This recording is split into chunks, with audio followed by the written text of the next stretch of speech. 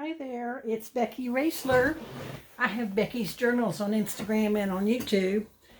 And on Facebook, I'm Rebecca Raisler, Roesler. Today I'm going to show you my latest journal. I've been working on this pile of Reader's Digest books that were sent to me by some wonderful online friends that I am just thrilled to death with this book. I love these old 1950s Reader's Digest with these fabulous patterns on the covers. This is the original cover right here of the book. I didn't have a good spine on this one, so I reinforced it and covered it with fabric. It's got 2 signatures in it. This one is loaded. It is getting to be almost a gator mouth, not quite. I've got my measurements here.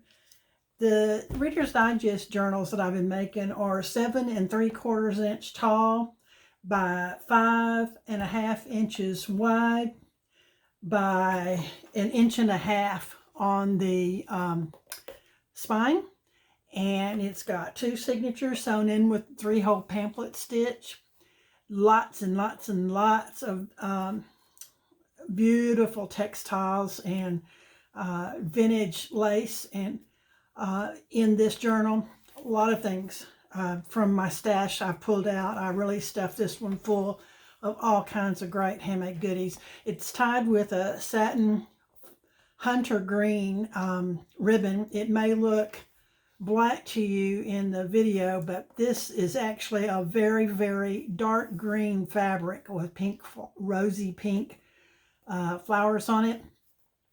It's very dark green, and this is hunter green, but with the light shining on it, it looks like a brighter green to me, but it really is very, very dark. And the title plate for the book plate is made with fabric and paper pieces stacked up. It's got a vintage lace cutout on the front of it here, and that decorates that, and I didn't think it needed anything else. I have used a lot, since I have the original book block on this one, I've used a lot of the original pages from the original condensed books to include the original title page and table of contents that I've got here right after it. You probably can't see this. That title page is loaded with probably at least 5 or 6 different kinds of lace on it. The front cover has a pocket. I made the original spine into a bookmark because the original spine, they start to split when they're from the 1950s. This area that's been open and closed so many times on the original spine starts to split, and it's really, really hard to reinforce and save them from splitting. So I turned it into a bookmark, and I made a little tag to go with it. So the original spine stays with it. This one is from Volume 2, 1958 Spring Selections. And the books had 5 different condensed books in it. Let's see. It's got 2 signatures. Each signature has 10 pages, full unfolded pages in it.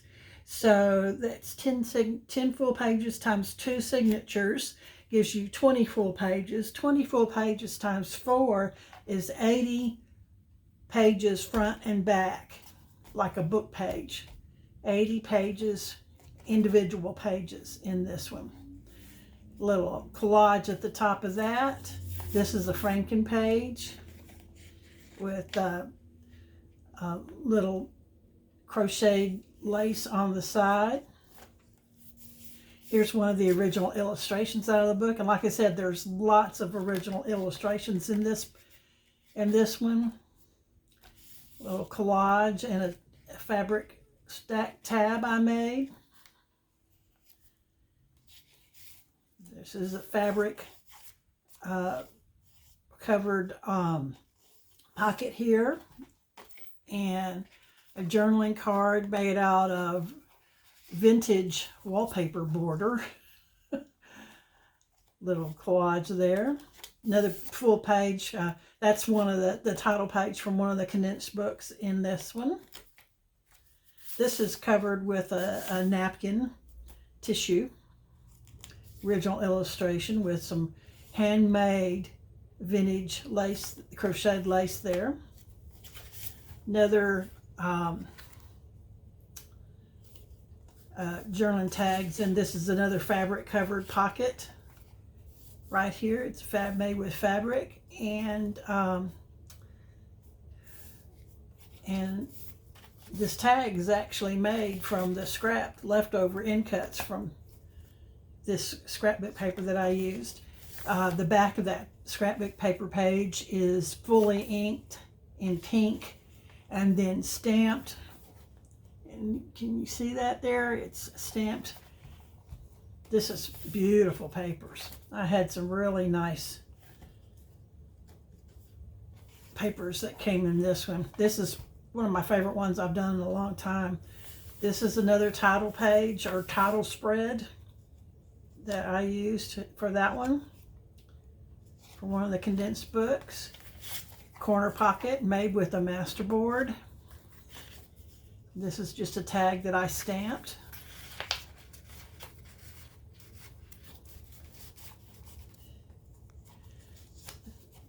Vintage sheet music. And you see there I ran tape to protect it, because when this paper gets old, it cracks when you fold it. So you've got to reinforce it. If you've got a journal that was made with vintage, true vintage paper that's starting to turn brown and get brittle, you might as well go ahead and reinforce, because it will split. It surely will. This is part of the back of the from the vintage sheet music collage here. Circles from a candy wrapper.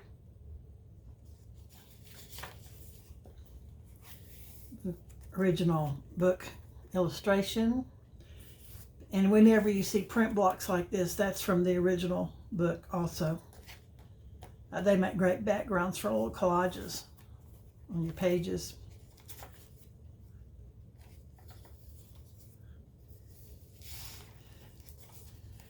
The back page of that napkin covered page there.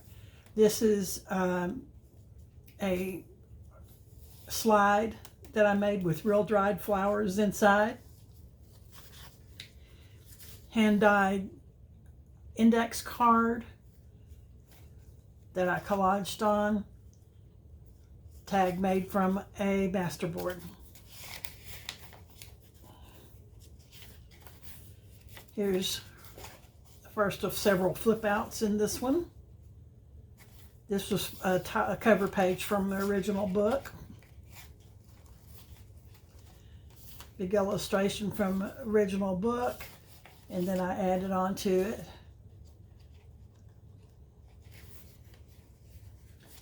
handmade crocheted lace, vintage lace there.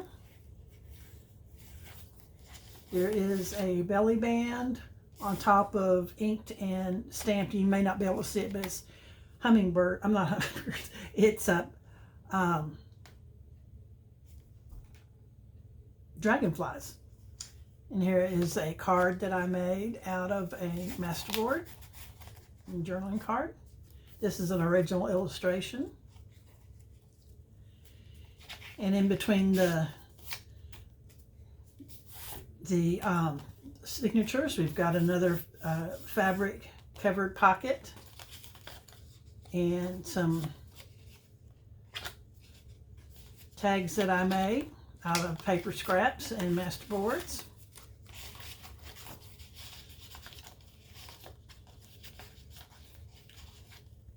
I left a lot of room for writing in this one, or adding your own mementos, photos, whatever. This is just stamped. This is another Franken page and journaling card that I made. This is a hidden paper clip that is decorated on the back also.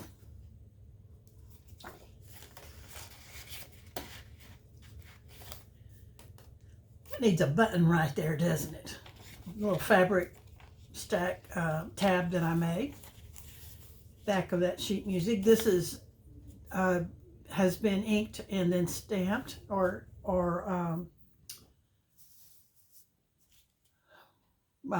let's see.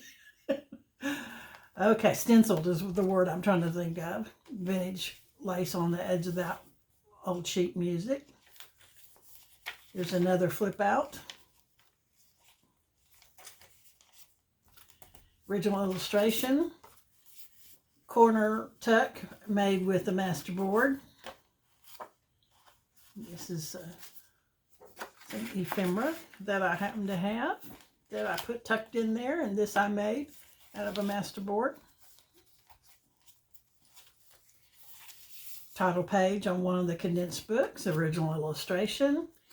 Now this is one of the last that I have with the original illustrations in it. I have just a few left.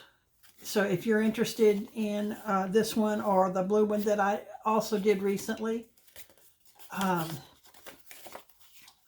leave me a comment here on this video, and then send me a direct message on Facebook at Rebecca Raisler or on Instagram at Becky's Journal. Send me a direct message that you're interested in one of these, because these are the only ones that I'm going to have that have a lot of original illustrations. The ones from the 1950s have lots of original illustrations and beautiful title pages and what have you. But the ones that I've got that are from the 70s and the 60s, they don't have very much in them at all. There's not a lot of illustration. Little collage right here with a crochet tab I made. Original illustration. The collage I made at the bottom of that page on top of text from the original book. Another fabric covered pocket in this one. Journaling tags that I made to go in it. The Man Who Broke Things. Another original title page. Original illustration. Life is about using the whole box of crayons. Another Franken page. Vintage sheet music. Stenciled. Inked and stenciled. Fabric tab. Oops, I just dropped things down here. Murder on My Street, that was the title page for one of the original books. And then cards I made to go in there.